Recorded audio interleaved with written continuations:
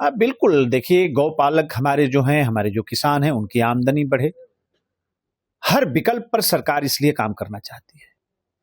कहीं देश और दुनिया में नवाचार हो रहा है, उसका भी हम अनुसरण करने के लिए तैयार हैं। कहीं अच्छा काम हो रहा है, उस रास्ते पर भी चलने के लिए तैयार हैं। तो ये एक अच्छी पहल है।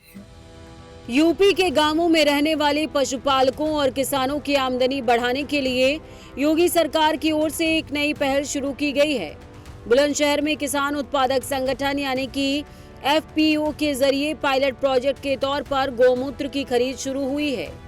इससे गौवंश पालने वाले परिवारों के लिए दूध के साथ गौमूत्र से भी आमदनी का रास्ता खुलता दिख रहा है। इस व्यवस्था में फिलहाल गौमूत्र के लिए 10 रुपए प्रति लीटर का भुगतान किया जा रहा है।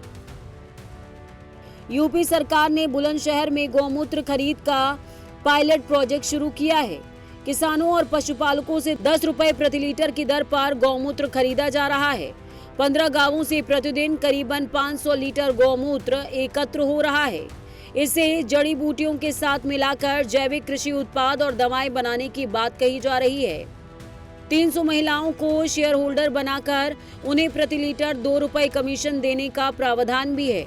योजना के सफल होने पर पूरे प्रदेश में फैलाने और दर बढ़ाकर 20 रुपए करने की घोषणा की गई है। गौमूत्र की खरीद की इस पहल से ग्रामीण परिवारों के लिए आमदनी का एक नया जरिया तैयार करने की कोशिश की जा रही है।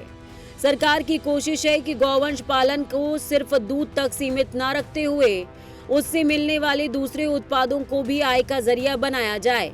लेकिन योगी सरकार के इस फैसले पर यूपी में सियासत भी आई है।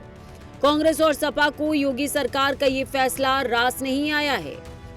ये जो योजना थी सबसे पहले छत्तीसगढ़ में चालू हुई थी। छत्तीसगढ़ की योजना की नकल कर रहे हैं ये लोग, और जब चुनाव आ गया है और जब पूरा का पूरा उत्तर प्रदेश बेरोजगार है, जब किसान आवारा पशुओं से परेशान है, उसकी फसल खत्म होती जा रही है, ऐसे में चुनाव के समय में इस तरीके की जुमलेबाजी कहां तक उचित है?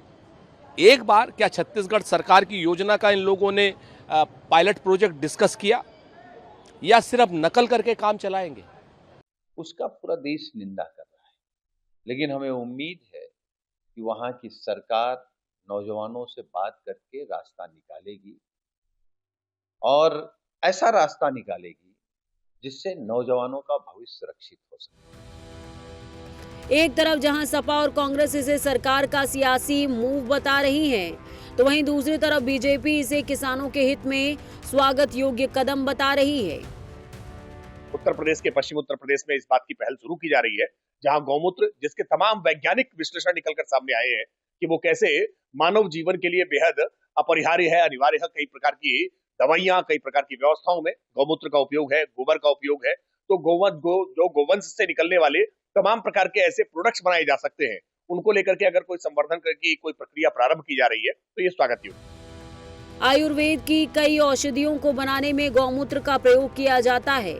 ऐसे में इस पहल से एक और गौमूत्र की उपलब्धता की मांग पूरी होगी। साथ ही दूध के अलावा गौमूत्र की बिक्री से ग्रामीण परिवारों की अतिरिक्त आमदनी हो सकेगी। Bureau report, prime news.